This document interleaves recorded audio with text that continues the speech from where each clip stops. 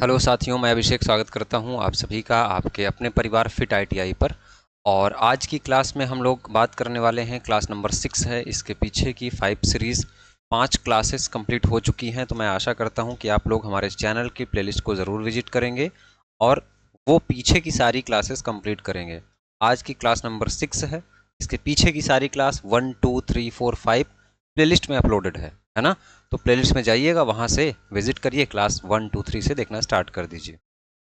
इसके अलावा जो बच्चे MPPCL PGCL की तैयारी कर रहे हैं, चाहे उनकी ट्रेड मशीनिस्ट हो, चाहे उनकी ट्रेड फिटर हो, चाहे वेल्डर हो, चाहे मोटर मैकेनिक व्हीकल हो, चाहे डीजल मैकेनिक हो या पंप ऑपरेटर हो, इन सभी ट्रेड के बच्चों का एग्ज़ाम एक होने वाला है। सिलेबस एक रहेगा। सिलेबस क्या है वो भी मैंने डिस्कस किया है कि कौन कौन से टॉपिक, कौन कौन से चैप्टर आपको पढ़ के जाने हैं, चाहे आप हमसे पढ़ो या कहीं और से पढ़ो या सेल्फ करो।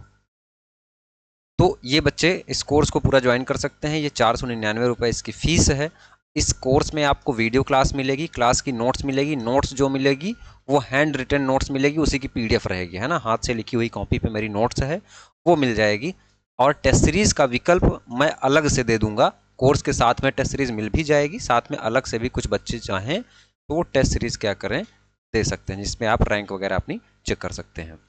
तो भाई क्लास आज की स्टार्ट करते हैं। चैप्टर आपको पता ही है, वही कल की क्लास आगे हम लोग कंटिन्यू कर रहे हैं। तो मेटल हम लोग देख रहे थे। मेटल के अंतर्गत हम लोग लौह धातुएं देख रहे थे, जिसमें हमने स्टील के बारे में देख लिया था। उसके साथ साथ में हमने पिग आयरन के बारे में भी समझ लिया था, है ना। इतनी सी बात क्लियर है। चलिए तो स्टार्ट करते हैं। क्या हमको देखना है आज? देखिए, कल की क्लास में हमने स्टील समझा था। स्टील लगभग मोस्टली हम लोग कवर कर ही चुके हैं। स्टील की क्लासिफिकेशन पूछता है और स्टील के क्लासिफिकेशन में ही उसका कार्बन परसेंटेज पूछ लेता है। तो वो चीज़ें हमने बता दी हैं, है ना। बहुत ज़्यादा डिटेल में नहीं जाना है, डेप्थ में। अब आप मैकेनिकल इंजीनियरिंग का पेपर नहीं दे रहे हैं, डिप्लोमा या बीटेक लेवल का, तो बस इतना ही है। स्टील हमने देख लिया। इसके अलावा हमने पिग आयरन देखा। पिग आयरन कल की क्लास में हमने चर्चा की ना इसके बारे में। पिग आयरन के बारे में थोड़ा सा विस्तार से हमने जाना था कि कैसे कैसे इसको हम लोग क्या करते हैं, प्रोड्यूस करते हैं फर्नेस में। फर्नेस की क्या मापदंड हैं, कैसी होनी चाहिए, कौन कौन सी प्रोसेस होती हैं। और जब हमको खनिज के रूप में, ओर के रूप में हमको मिलता है क्या, आपका पिग आयरन का ओर, है ना, तो उसको हम लोग कैसे पिग आयरन तक लेकर के आते हैं। और हमने ये भी बताया था कि पिग आयरन यूज़ में आता नहीं, बहुत कम यूज़ होता है, क्योंकि ये सबसे घटिया किस्म का लोहा होता है भाई, है ना। सबसे घटिया किस्म का आयरन होता है। फिर उससे बढ़िया पे हम लोग आए तो हमारे पास क्या विकल्प है? हमारे पास विकल्प क्या है भाई? Cast iron. कास्ट आयरन, जो कि आज का हमारा टॉपिक है। इसको हम लोग क्या बोलते हैं?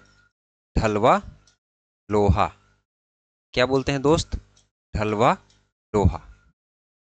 अब ढलवा लोहा इसके नाम से ही ज्ञात है कि कास्ट आयरन यानी कि ढलवा लोहा, इसका काम जो है वो ढलाई के कार्यों के लिए किया जाता है।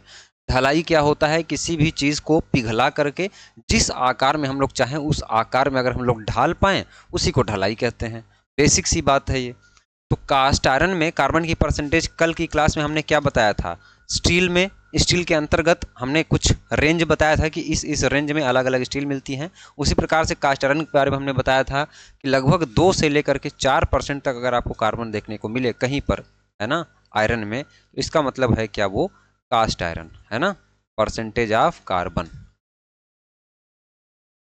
अब इतना परसेंटेज कार्बन है तो इसका मतलब है कि ये जो भी परसेंटेज आपको कार्बन दिख रहा है, इसके अलावा रिमेनिंग जो बचा,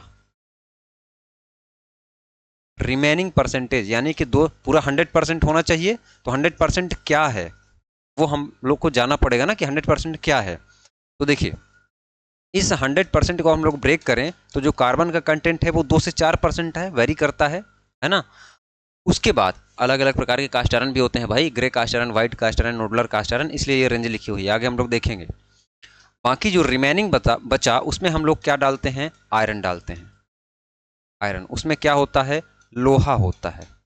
लेकिन छोटा सा और, 1 से 3% जो होता है, 1 से 3% जो होता है वो अशुद्धियां रहती हैं। अशुद्धियां रहती हैं कास्ट आयरन में। क्या रहती हैं? अशुद्धियां। तो कितना हो गया? 2 से 4%। तो 4 अगर मैक्सिमम हम लोग लेकर के चलें तो 4% ये हो गया, 3% ये हो गया, मतलब कितना हो गया? 7%। तो बचा कितना? 93। अब 100 में कितना बचा? 93% क्या है दोस्त? लोहा है, समझ में आ रहा है कि नहीं भाई, लोहा है। अब बाकी 7% में कार्बन प्लस इम्प्योरिटी, क्लियर। 100% का डिवाइडेशन हो गया।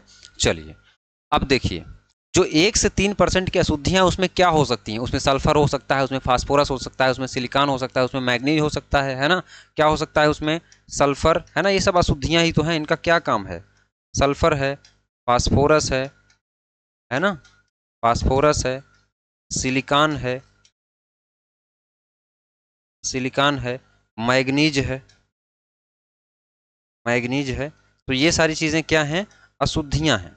ये चीजें क्या हैं, अशुद्धियां हैं। तो पूछ लेगा, ऑब्जेक्टिव में पूछेगा कि कास्ट आयरन में उपस्थित अशुद्धियां कितने परसेंटेज तक होती हैं, तो उनका जो कंटेंट होता है 1% से 3% तक। अब इन सब का जो है पॉइंटों में क्या होता है, पॉइंटों में इनका डिवाइडेशन होता है कि कुछ परसेंट सल्फर है, कुछ परसेंट फास्फोरस है, कुछ परसेंट सिलिकॉन है। तो सबसे लोएस्ट फॉर्म को हम लोग देखें तो लगभग 1% तक इन सारा कॉम्बिनेशन को मिला करके होता है। और हाईएस्ट इम्प्योरिटीज़ को अगर हम देखें, बहुत ही घटिया किस्म का, बहुत ही ज़्यादा इम्प्योरिटीज़ उसमें है, बहुत ज़्यादा अशुद्धियाँ अगर उसमें हैं, तो 3% इन सभी इम्प्योरिटीज़ का कॉम्बिनेशन क्या होता है, मिला होता है। इतनी बात क्लियर हुई। तो ये क्या है भाई, कास्ट आयरन है। अब कास्ट आयरन का गुण, जैसा कि हमने पहले बताया कि कास्ट आयरन का काम किस लिए करते हैं हम लोग यूज़, ढलाई कार्यों के लिए, ढलाई कार्यों के लिए, ढलाई कार्यों के लिए इसका।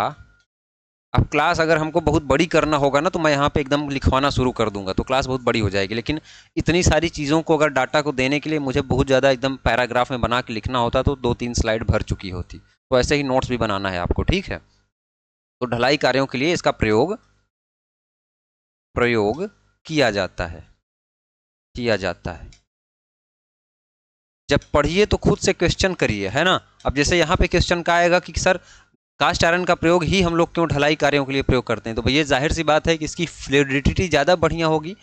फ्लूइडिटी का मतलब, फ्लूइडिटी का मतलब ये है कि तरलीयता, यानी कि कितना तरल है वो अपने आप में, है ना, किया जाता है, क्योंकि इसकी तरलता, तरलता का मतलब क्या है, फ्लूइडिटी अधिक होती है। क्या होती है दोस्त, अधिक होती है, अधिक होती है ना। अब जब फ्लूइडिटी अधिक होगी तो इसका मतलब कि जिस भी शेप में हम लोग डालेंगे, तुरंत उस शेप में क्या हो जाएगा, ये कन्वर्ट हो जाएगा, है ना। तो जिस आकार में ढालेंगे, जिस आकार में ढालेंगे, उस आकार में, उस आकार को आसानी से ग्रहण कर लेता है ना, उस आकार को आसानी से ग्रहण कर लेता है। इतनी बात क्लियर हुई। क्या है भैया, कास्ट आयरन, कास्ट आयरन जो है ढलाई कार्यों के लिए, इसीलिए इसका नाम भी क्या पड़ा, ढलवा लोहा बना।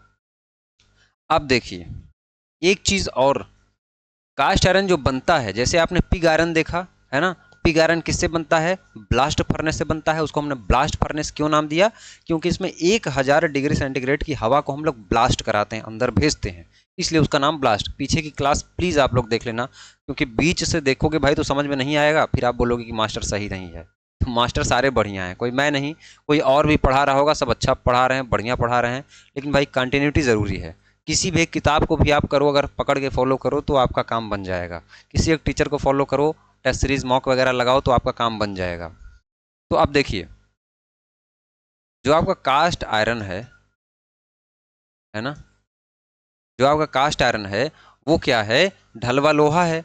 अब देखिए इसमें होता क्या है कि जब हमारे पास सबसे पहले कच्चे रूप में क्या मिलता है हमको, पिग आयरन मिला। पिग आयरन में हमने क्या किया, और उसकी साफ सफाई की, उसको और बढ़िया बनाने की कोशिश की, क्योंकि भाई पिग आयरन जो है वो सही से यूज़ नहीं कर पाते हम लोग, क्योंकि बहुत ही घटिया ग्रेड का होता है। कितने ग्रेड में, 1 से 6 ग्रेड में मिलता है, बताया था ना कल। चलिए, तो इस कास्ट आयरन को हम लोग क्या करते हैं, बनाने के लिए सबसे पहले क्या करते हैं, पिग आयरन को, पिग आयरन को आयरन को हम लोग किस में डालते हैं? क्यूपोला भट्टी में डालते हैं, क्यूपोला फर्नेस में डालते हैं। कहाँ डालते हैं? क्यूपोला फर्नेस में डालते हैं। फिर ये क्यूपोला फर्नेस क्या निकाल के हमको देता है? कास्ट आयरन निकाल के देता है। तो इसको डायरेक्ट ऐसे लिखिएगा कि पिग आयरन को हमने कहाँ डाला? क्यूपोला फर्नेस में। पूछता है ये, है ना, क्यूपोला भट्टी। फिर हमको रिजल्ट में क्या निकल के आएगा? Cast iron. तो कहाँ पे बनाया जाता है? क्यूपोला फर्नेस में। अब सवाल आ जाता है कि सर क्यूपोला क्या है? क्यूपोला के बारे में देखिए, क्यूपोला भट्टी, जैसे हमने कल ब्लास्ट फर्नेस के बारे में थोड़ा सा इंट्रोडक्शन देखा था, तो हमको देखने की ज़रूरत है कि इसके बारे में, क्यूपोला फर्नेस के बारे में। देखिए, क्यूपोला फर्नेस क्या होती है? स्टील प्लेट से, जैसे आपने ब्लास्ट फर्नेस देखा तो ब्लास्ट फर्नेस तो बहुत बड़ी होती है, लेकिन क्यूपोला फर्नेस क्या होती है? ये भी जो है स्टील से एक वर्टिकल स्ट्रक्चर होता है। मैं आपको यहाँ दिखा सकता हूँ, अगर मेरी वीडियो पे कॉपीराइट ना आए तो। हालांकि ऐड मैं लगाता नहीं हूँ, कॉपीराइट आना नहीं चाहिए। चलिए,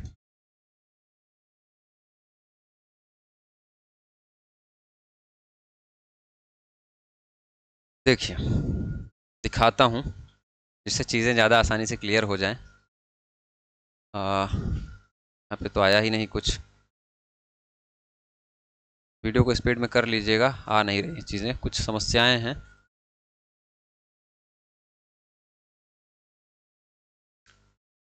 चलिए कोई बात नहीं। सेम उसी प्रकार से जैसे आपने ब्लास्ट फर्नेस देखा, उसी प्रकार से क्या होता है, क्यूपोला फर्नेस देखा आपने कि होता है ना। अब क्यूपोला फर्नेस मान के चलिए कि एक वर्टिकल क्या है, भट्टी होती है। सेम वही स्ट्रक्चर होता है, सेम वही स्ट्रक्चर। इसमें भी क्या होता है? नीचे की साइड क्या है आपका? मोल्टेन मेटल निकलने का रास्ता होता है, और ऊपर क्या होता है? स्लैग निकलने का रास्ता होता है। कल वाली क्लास में मैंने बताया था ना, तो वही फिगर आप समझिएगा। बस इसके स्पेसिफिकेशन को याद रखिएगा कि जो भाई क्यूपोला फर्नेस की जो दीवार होती है ना, वो किसकी बनी होती है? स्टील की बनी होती है। किसकी बनी होती है? स्टील की। लिखिएगा इसके बारे में। वाल किसकी बनी होती है? स्टील की बनी होती है, स्टील की। ये क्या है? वाल का मतलब भाई दीवार। किसकी बनी होगी? इस्पात की। ये स्टील जो होती है, दीवार, स्टील की जो दीवार होती है, इसके अंदर साइड में रिफैक्ट्री ब्रिक्स लगी होती हैं। ब्रिक्स मतलब ईंटें लगी होती हैं, जिससे कि क्या हो सके, ये टेम्परेचर को रेजिस्ट कर पाए, है ना। रिफैक्ट्री ब्रिक्स लगी होती हैं, है ना, ईंटें लगी होती हैं। तो ये क्या हुआ? अगर आपसे पूछे कि किस मेटल की बनाई जाती है आपकी क्यूपोला फर्नेस, तो वो बनी होती है भाई किसकी? आपके स्टील की। उसी के साथ में इसमें क्या लगा होता है आपका? इसमें लगा होता है आपका रिफैक्ट्री ब्रिक्स, यानी कि ईंटें लगी होती हैं। ऐसी ईंटें जो कि मिट्टी से बनाई जाए, मिट्टी को पका करके बनाई जाती हैं, ठीक है। चलिए, इसके अलावा इसकी जो हाइट होती है, ये जो है ना, ये वाला, ये ऊंचाई, ये कितना होता है? तो 6 से 12 मीटर, 6 से 12 मीटर होता है। तो ऊंचाई लिखिएगा, ऊंचाई 6 से 12 मीटर। इसके व्यास की बात करें हम लोग, व्यास की बात करें हम लोग, तो व्यास जैसे आपने ब्लास्ट फर्नेस में देखा था कि व्यास आपका वहाँ पे बहुत ज़्यादा था, लेकिन इसकी लंबाई के अनुसार 6 से 12 बहुत ज़्यादा बड़ा तो है नहीं, तो उसी हिसाब से इसकी जो डायमेंशन हो जाएगी व्यास, वो लगभग कितनी होती है आपकी? 2 मीटर तक, है ना। 2 मीटर तक आपका क्या होता है? व्यास होता है। अब 6 मैं मिनिमम मान के चल रहा हूँ, अगर 6, तो आपका डायमीटर कितना हो जाएगा? 1।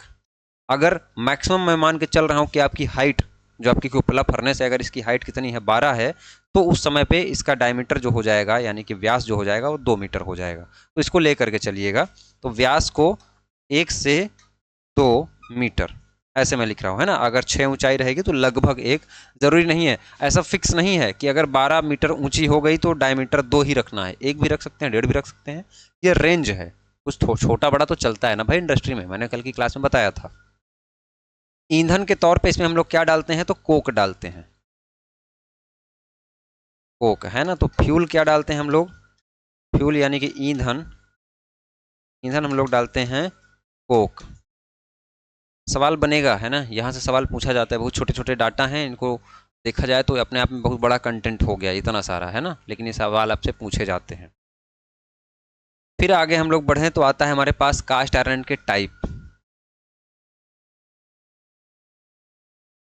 कास्ट आयरन के प्रकार। कास्ट आयरन कास्ट आयरन तो कम से कम 7 से 8 प्रकार के होते हैं, लेकिन उतना नहीं जानना है आपको। जो बेसिक बेसिक है वो जानना है। जैसे आपका ग्रे कास्ट आयरन हो गया, व्हाइट कास्ट आयरन हो गया, नोडुलर कास्ट आयरन हो गया, मेलाइबल कास्ट आयरन हो गया, है ना। तो बारी बारी से लिखते हैं हम लोग। Grey cast iron, nodular cast iron, malleable cast iron और white cast iron, white CI। तो ये 4 प्रकार के जो है कास्ट आयरन के प्रकार हैं। तो ये इसलिए मैं लिखवा रहा हूँ कि कहीं ग्रे कास्ट आयरन आपको दिखे तो आपको ये ना लगे कि भाई ये कौन से प्रकार का कास्ट आयरन है। तो ये यही कास्ट आयरन है ना, grey cast iron. Cast iron का ही एक प्रकार है क्या आपका ग्रे कास्ट आयरन। बाकी इसके बारे में बहुत ज़्यादा डिटेल पूछा नहीं जाता है। हाँ, कुछ चीज़ें पूछी जाती हैं कि ग्रे कास्ट आयरन से बनी हुई जो कुछ एप्लीकेशन हैं उनके बारे में बताइए, आपसे पूछा जाता है। तो उनके बारे में जैसे कि इंजन ब्लॉक हो गया, सिलेंडर हो गया, पिस्टन हो गया, फ्लाईव्हील हो गया, ये सारी चीज़ें किससे बनी होती हैं आपकी ग्रे कास्ट आयरन से बनी होती है ना। तो इंजन के सभी पार्ट लगभग, इंजन के भाग, अब इंजन के भाग में चाहे वो आपका फ्लाईव्हील भी किससे बना होता है ग्रे कास्ट आयरन से बना होता है। फ्लाईव्हील हो गया, सिलेंडर हो गया, पिस्टन हो गया, है ना। ये सारी चीजें आपकी किसकी बनी होगी ग्रे कास्ट आयरन की बनी होगी। उसके बाद आते हैं हम लोग नोडुलर कास्ट आयरन में। तो नोडुलर कास्ट आयरन से क्या बनता है, जैसे कि पाइप बनती है ना। गियर बनाए जा सकते हैं। गियर का मतलब समझ रहे हैं, जो गियर एक दूसरे से खांचे से फंस के चलते होंगे, आपने देखा होगा कि दांते बने होते हैं। गियर हम लोग पढ़ेंगे आपके, है ठीक है वो सिलेबस में। तो भाई गियर में जो है वो क्या यूज करते हैं हम लोग, नोडुलर कास्ट आयरन यूज करते हैं। गियर, गियर बनाने में यूज करते हैं। और कहाँ यूज किया जाता है इसका, कृषि में यूज किया जाता है, यानी कि एग्रीकल्चर में भी इसका यूज होता है ना। तो मैं एग्री लिखता हूं तो आप लोग समझ जाएंगे। एग्रीकल्चर में यूज होता है। इसके अलावा पाइपों को बनाने में भी इसका हम लोग क्या करते हैं, प्रयोग करते हैं। मिलाइबल कास्ट आयरन के पास हम लोग आए तो मिलाइबल का मतलब यह है कि ऐसा कास्ट आयरन जिसको हम लोग आघात वर्धनीय करके बनाते हैं और इसकी स्ट्रेंथ भी क्या होती है, बढ़िया होती है। तो मशीनों के जितने भी पुर्जे होते हैं, साथ में कुछ कीज होती हैं, कुछ चाबियां होती हैं, लीवर होते हैं, है ना। ये सारी चीज़ें किससे बनाई जाती हैं, तो मिलाइबल कास्ट आयरन से बनाई जाती हैं ना। जैसे कि की हो गया, है ना, और साथ में पुली हो गया आपका, व्हील हो गया आपका, है ना। ये सारी चीज़ें आपकी किससे बनाई जाती हैं, ये सारी चीज़ें आप मिलाइबल कास्ट आयरन से बनाएंगे। वहीं पे फिर हम लोग व्हाइट कास्ट आयरन पे आए तो व्हाइट कास्ट आयरन क्या होता है, वियर रेजिस्टेंस होता है। वियर रेजिस्ट, इसका मतलब क्या है, घिसाव प्रतिरोधी, घिसाव प्रतिरोधी सामान बनाने में, है ना, बनाने में, सामान बनाने में। अब ऐसी जगह में जो जहाँ पे ज़्यादा घिसाव हो रहा है, जैसे मशीन के पुर्जे क्या होते हैं, ज़्यादा से ज़्यादा चलेंगे तो ज़्यादा से ज़्यादा क्या होंगे, वो घिसेंगे। और साथ में आपका क्या हो सकता है, साथ में भाई लीवर हो सकता है ना। लीवर के साथ में पहिया भी हो सकता है। पहिया में भी क्या होता है, जैसे जैसे पहिया चलेगी वैसे वैसे उसमें क्या होगा, घिसाव होगा। तो ये सारी चीज़ें आप किससे बना सकते हैं, व्हाइट कास्ट आयरन से बना सकते हैं। तो ये रही कास्ट आयरन की बात। इतनी चीज़ें आपको कास्ट आयरन में पढ़नी है, इसके अलावा कुछ और एक्स्ट्रा नहीं।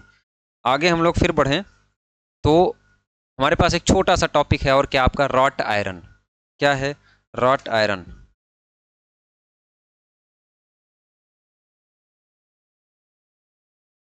रॉट आयरन का मतलब क्या है, पिटवा लोहा। अरे ये कैसे लिखा जा रहा है, तो दिक्कत हो जाएगा। पिटवा लोहा, पिटवा लोहा क्या होता है, फर्स्ट क्लास में बताया था, purest form of iron, pure iron, है ना, शुद्ध आयरन होता है ये। जब शुद्ध आयरन है तो सर इसमें और आयरन के अलावा कुछ तो रहेगा, बिल्कुल रहेगा, कार्बन रहेगा। वो भी कितना रहेगा, बहुत कम, कितना, लगभग 0.15 से भी क्या रहेगा आपका, कम रहेगा। बाकी 99.99 के आसपास क्या होता है इसमें, आयरन होता है ना, आयरन होता है। 99.99 इसलिए लिखा है क्योंकि हमने यहाँ पे 15 से भी कम लिखा है, तो इस बात को समझिएगा क्योंकि ये प्योर फॉर्म ऑफ आयरन है, इसमें प्योर आयरन ही आयरन होता है। अब प्योर आयरन रहेगा, कार्बन की परसेंटेज कम रहेगी, तो कार्बन की परसेंटेज कम होने से क्या होता है, ये बहुत ही दोस्त क्या हो जाता है, मुलायम हो जाता है। मुलायम होता है, मुलायम तो इतना होता है इसको हाथ से भी मोड़ सकते हैं, हाथ से भी क्या कर सकते हैं, मोड़ सकते हैं। ये प्रॉपर्टी पूछा जाता है कि कौन सा आयरन है जिसको हाथ से भी मोड़ा जा सकता है, सबसे मुलायम है ना, सबसे सॉफ्ट। इस मुलायम को आप क्या लिखेंगे, सॉफ्ट। सबसे सॉफ्ट जो है वो कौन सा आयरन होता है, तो वो आयरन होता है दोस्त प्योर आयरन यानी कि रॉट आयरन, है ना। इसको हाथ से भी आप क्या कर सकते हैं, मोड़ सकते हैं। इसको बनाते कैसे हैं, तो जो कच्चा लोहा होता है ना, कच्चा लोहा यानी कि हमारे पास पिग आयरन। देखिए पिग आयरन हमारे काम का तो नहीं था ना, आपने देखा कि पिग आयरन हमारे किसी काम में तो नहीं आ रहा था, लेकिन उसका यूज अलग अलग प्रकार के मटेरियल बनाने में हम लोग करते हैं, क्योंकि सबसे पहले वही प्राप्त होता है ना। जब हमने साफ सफाई की, हमने जो है स्मेल्टिंग की, तो क्या हमारे पास प्राप्त हुआ, कच्चा लोहा प्राप्त हुआ। फिर कच्चे लोहे से भी हम लोग क्या करते हैं, अलग अलग चीज़ें बनाते हैं। तो कच्चे लोहे पर हम लोग क्या करते हैं, पिग आयरन की पडलिंग प्रोसेस करते हैं। क्या करते हैं, पडलिंग प्रोसेस से रॉट आयरन यानी कि पिटवा लोहा, लोहा बनाया जाता है। देखिए अब हो गया ना, पिग आयरन की पडलिंग प्रोसेस से पिटवा लोहा बनाया जाता है, बनाया जाता है। इसके अलावा पडलिंग के अलावा एक एस्टर प्रोसेस भी होती है। कौन सी प्रोसेस होती है, एस्टर प्रोसेस भी होती है। हालांकि वो उतना ज़्यादा जानने की ज़रूरत नहीं है, बट मैं लिखवा देता हूँ, है ना, लिख ही लीजिए। इसके अलावा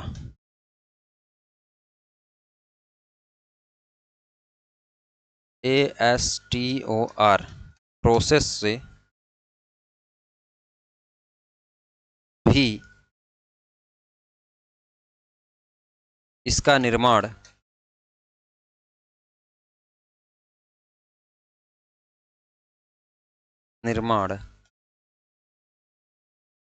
किया जाता है। क्या करते हैं, इसका निर्माण हम लोग करते हैं, है ना। तो पडलिंग प्रोसेस और एस्टर प्रोसेस, ये दो प्रोसेस हैं हमको किसको बनाने के लिए, किसको बनाने के लिए भाई, रॉट आयरन को बनाने के लिए, है ना। पिग आयरन को बनाने के लिए हमने क्या देखा था, ब्लास्ट फर्नेस, और हमने कास्ट आयरन को बनाने के लिए हमने क्या देखा भाई, कुपोला फर्नेस, है ना। तो इनके बारे में हमने छोटा छोटा इंट्रोडक्शन ले लिया। स्टील के बारे में हमने पढ़ ही लिया है। अब देखो आगे का जो आपका लेक्चर होने वाला है, आगे की जो क्लास होने वाली है, वो क्या होने वाली है, गेज की। बहुत इंपॉर्टेंट है गेज, गेज।